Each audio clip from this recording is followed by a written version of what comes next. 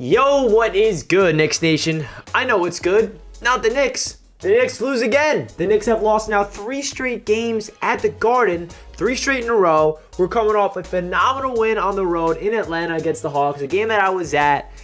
Vibes are through the roof. Knicks over 500. We got a 4-game home stretch coming up. And this is what happens. We get blown up by the Charlotte Hornets. We lose by the last second to the Minnesota Timberwolves. And then tonight, we get absolutely destroyed in the third quarter once again by the New Orleans Pelicans, who is not a good team. And now the Knicks fall 2 games under 500. And we are right back to where we were a couple weeks ago. Now, this is very frustrating. And in this video, I'll try to give you guys my recap.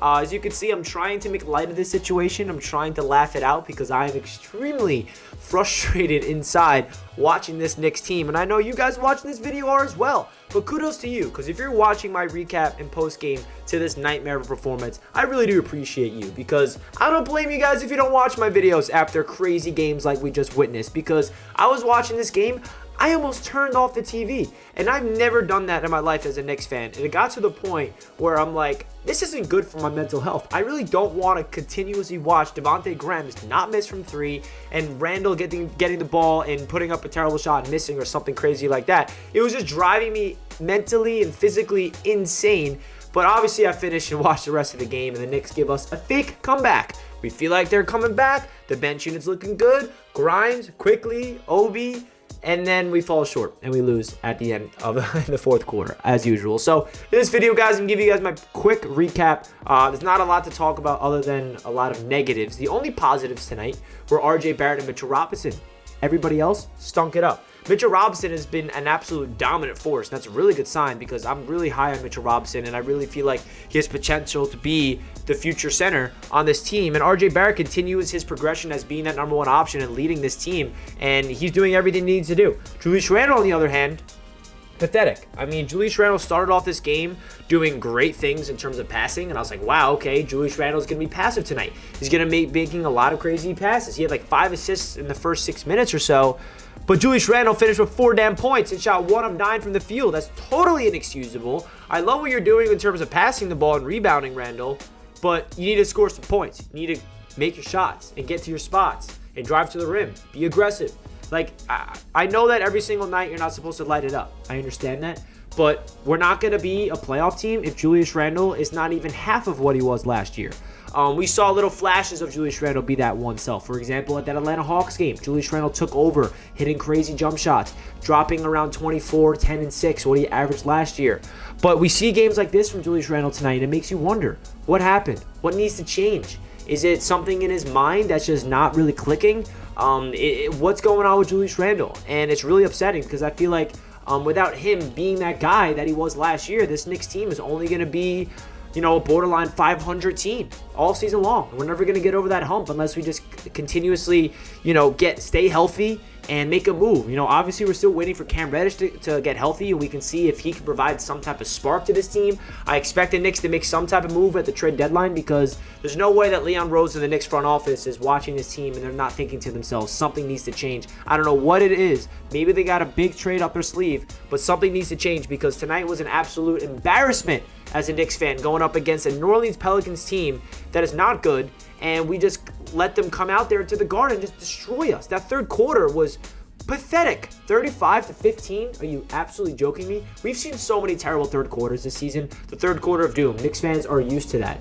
But we cut into a 4-point game heading into half. We finished off that second quarter with a lot of positive energy, and we cut into a 4-point game. Like, okay, let's go into this third quarter. Let's make some noise. And right out of the gate, the Pelicans decided to not miss, and the Knicks decided to get ice cold, and then the game was over right out of the 4 minutes or 5 minutes into the third quarter. I'm like, yep, this game's over. When you see Devontae Graham just pull up from 5 feet beyond the arc, cash.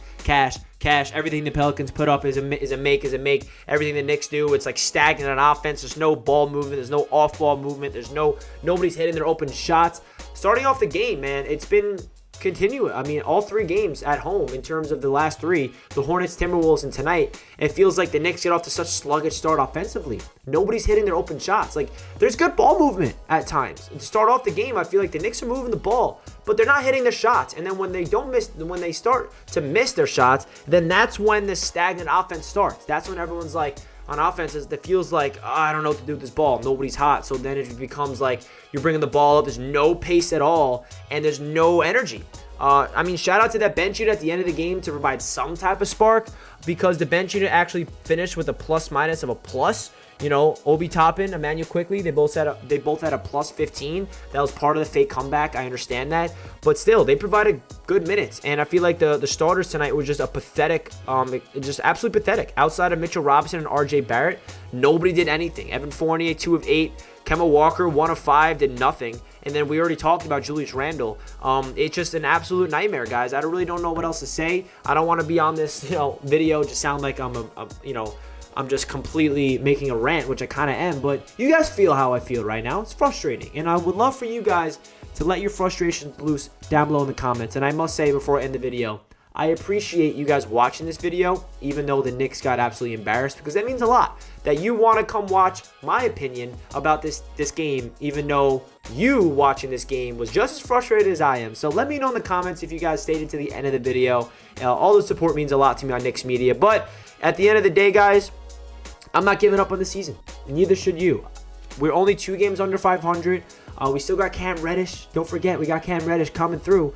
And Thibodeau said he should be coming back pretty soon, which is hopefully next game, because we need some type of spark. And the Cam Reddish situation is going to be interesting, because I have no idea who's going to be out of the rotation. It's going to have to be either one of Quentin Grimes or Obi Toppin if I had to make a guess, because that bench unit, we got 5 players. We got Quickly, Burks, Obi, Grimes, and Taj. So who's going to be the odd man out? I have no idea. Let me know in the comments if you guys have any idea of who's going to be that odd man out when Cam Reddish does get healthy. But yeah, man, very frustrating. There's nothing really else to say about this game other than the Knicks just lacking energy, lacking effort. Just a pathetic performance. It really was one of the most embarrassing Knicks games I've watched in a long time. And we know that there's been quite a few of those. Like, we all know that throughout the past decade, there's been bad Knicks games, especially in this, the last couple of years. We know that this Knicks team has struggled in the third quarter for a long, long time. But tonight it felt different, man. 35-15 on your home floor. What is happening? Like, I feel bad for the Knicks fans that were at the game. I almost went to this game. Wow, I am thankful I was not a part of this nightmare of a game, because there's nothing more deflating when you spend your hard-earned money on a Knicks game that's not cheap, as we all know. And that's the performance that you witness live.